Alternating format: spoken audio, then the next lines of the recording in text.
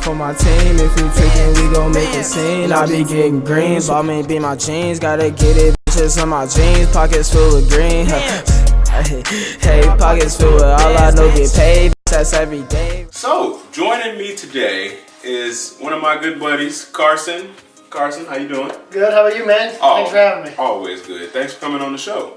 Now I know you have a background in hockey. First off, let me start with you. Where did you first take your interest in hockey? For me, honestly, it was a lot of just playing street hockey with friends. I didn't really get into it until I was in high school. Yeah. It wasn't like, a lot of people start playing when you're real little, you got to start it out. But I didn't get in it until about high school. I just had friends who would play street hockey, and I was not and still am not a great skater. So I know what that's like. Yeah. And so it was a lot of, here's some goalie pads, play. And then my senior year had a friend of mine who was looking for a goalie for his team, and I said why not, and we kind of ran with it from there. But it was just sort of a high school, my friends played, and so I got into watching it and following it. And I was not the typical start from scratch, prototypical hockey player. It just sort of came naturally from being around the game with friends and playing in the streets. That's what's up. Much as that sounds. No, that's valid. And that's the way a lot of it is. Yeah, no, a lot of sports are like that too. But I understand that. So what's the level of competition that you play at? So a lot of the stuff we play is just sort of, it's in between what you'd call kind of like your rec leagues, but it's not the club teams for BG. It's just sort of a, amateur league. But there are guys, so our league that we play in is split up to 3 divisions. There's a bronze division, silver division, and gold division. Bronze is people with little experience, just want to play the game, sort of a laid back thing. We're in the silver division, which is competitive, but not quite the best of the best. And then the gold is kind of an open league for guys who, either have some time off. Like, there are guys who range from top high school guys who used to be top high school prospects to even our gold division. There was a guy who used to play for the Walleye in the division. So that's a real good group of players. A lot of those guys play, when they're not playing for our leagues in the spring and summer, club hockey in college and things like that. So it's more of a low end. That would be like a low end college, whereas we are similar to like a high school level, so to speak. Okay. But it's all age ranges, so it's not necessarily just kids from high school playing. It's that sort of competition. Yeah. But in a more laid back way, because it's not really associated with. For sure. Yeah. My next question is it's kind of transitioning into that. What's the name of your team? I want to get them. So we are the Hog Beasts. Okay. Team Hog Beast. Reppin'. It is absolutely. It's sort of, and what's funny is when we came up with this team, it sort of took its own life. It came a brand a bit for us. I joined this league that I play in. It's the Greater Toledo Hockey League, and we started that. I joined the league in 2014 with a different team. My friend who asked me to join his team. Okay. And after that, the next season, in 2015, they were doing their own thing, and we decided. I had a lot of my friends who said, "Hey, we want to get on this," and so we joined our own team and formed it in 2015 with a group of guys.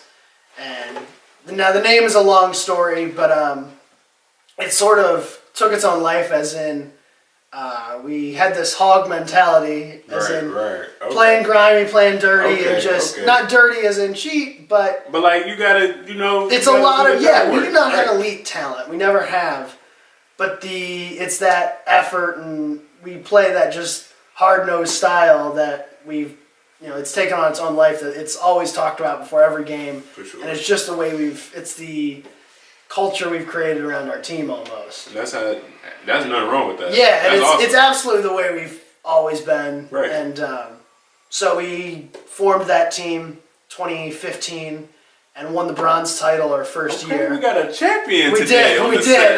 Took home a bronze title and then moved up to the silver from there. But we played 1 year in the bronze and won that. And that was a roller coaster of a season, as you can imagine. From forming the team and getting into it, just all the ups and downs that come with that to all the things that went on that season to get us where we were. So that was a pretty special moment for us getting there, and now being back into where we are. For sure. Yeah. Another question. Final question here. What is your favorite hockey moment? Watching as a fan and playing as a player. Ooh, man, that's tough. Watching as a fan, two come to mind. Okay. So this would have been 2014, I believe, when Columbus made the playoffs for the first time in 11 years. Okay. My buddy and I actually got a chance to go to Game 3 down in Columbus. They were playing Pittsburgh. Really? Yeah, one of the guys I play with now, a friend of mine from high school, went down to the game, and it was the first playoff game in Columbus in 11, 12 years, something like that. And that city was just so ready because they played Game 1 and Game 2 on the road in Pittsburgh. Right. So it was, and also, like a pressure cooker ready to... Yeah, and Columbus had never... they only made the playoffs one time before that and got swept in the first round. That season, they won Game 2 in overtime on the road. So that was the first win in playoff Columbus history. In a little bit. Yeah, it was the first playoff win ever for Columbus. And so that city was just so ready for that team to come home and play that game. That was an electricity unlike any hockey game I've ever been to in that arena. It was unbelievable. That one comes to mind watching, and the Olympics 2014. USA Russia. The shootout with TJ Oshie. Oh, yeah. When they just sent him out there, 6 shots in a row or something? I mean, TJ Oshie against the world. Right. And he went out there and scored shootout percentages. If you shoot 40% in a shootout, you're 45%. That's an elite shootout guy. Right. He went out there and went 5 of 7. I mean, it was just unreal. That's crazy. He went out there and just put the team on his back that night. That was... Sometimes you got to backpack the whole country. Yeah, he literally just tossed the States on his back and said, we're going. So that would be my top moments. Watching that game, I remember I was playing in actually a YMCA basketball league that morning, and I drove to the game with one of my friends, and we were watching the game on our phone on the way to the game. And we showed up late to the game because we stayed in the parking lot watching this on our phone. We showed up, we skipped warm-ups to watch that game out in the parking lot. But that was absolutely one of my favorite moments. And then playing has to be our championship run back in 2015. It's gotta be. And what's crazy is that season was such an up and down thing. So being a new team, opening night, I think a lot of us, I had experience in the league, but a lot, the other guys didn't. And so a lot of us didn't know what to expect going in. We thought we had a good formula, and opening night we went out and played a really good game, outshot everybody, things like that, and lost 4-2. And so that was opening night, and it was one of those things where we kind of looked and said, okay, hey, we got this. One loss isn't going to thing, and so our format is a 10-game season and then a tournament, and we ripped off 9 straight after that. So we ran the table for the rest of the year, and it was like a switch after that game where we said, "Hey, we're fine. We are fine." This team. We knew that team had the group, and like I said, it wasn't necessarily a talent thing. It was just we can go outwork everybody because we knew we had that. That was our advantage. You got to work hard. And so we rip off 9 straight, a couple big wins along the way, and get to the playoffs, and so we were the ones, we were tied for the 1 seed but had the tiebreaker.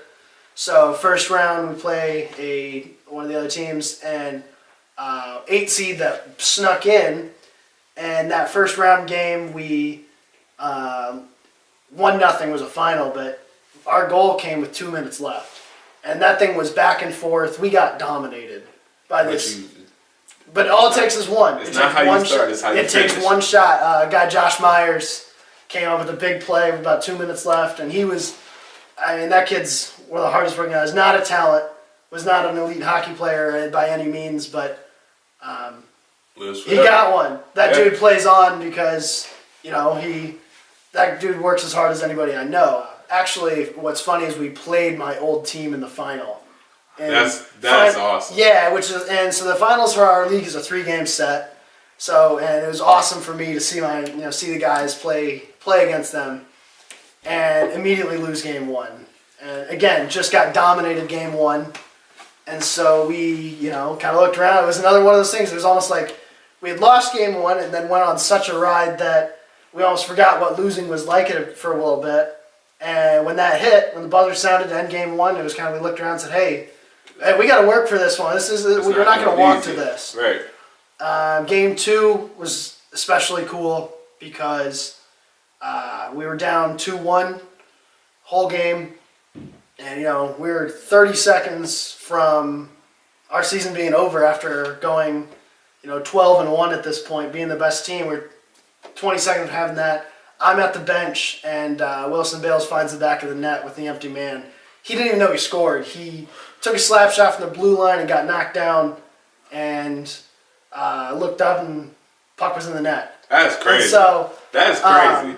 So we get to overtime. It's 2-2, and my roommate, actually now, his brother, Carson, also Carson on the team. My alternate captain as well, made a big play, stepped up to be a leader. And we took a penalty, and Carson, who was a defenseman, I think he had 2-3 goals in the season. This was before he's really developed into a goal scorer for us now. But takes the puck down shorthanded, puts one off the bar and in. Sends us to a game 3, which we won. And so I think just that whole up and down ride was awesome because, you know, there were so many times when we looked around and said, man, we shouldn't be here. But we were. And so getting to that, winning a title is a sweet moment for us. Just because of well deserved too. Yeah, and the way the whole season went, that was a group of guys that earned it. So it was awesome for me, and it was awesome, you know, I couldn't pick a better group of guys to captain. Yeah. You know, it was a privilege for me to just be a leader for them, and definitely, you know, just to be their goaltender, and they did an amazing job in front of me. So that was an awesome experience for us. For sure, definitely. So Carson, I want to thank you. Absolutely. I appreciate you having me on. It was awesome to be here. Hockey is one of those things that still is coming to me slowly, and I appreciate every moment that I get to learn. Yeah, absolutely. So thank you again. But back anytime. Oh, absolutely. We'll gladly Let's do this again. For sure. For sure. Always.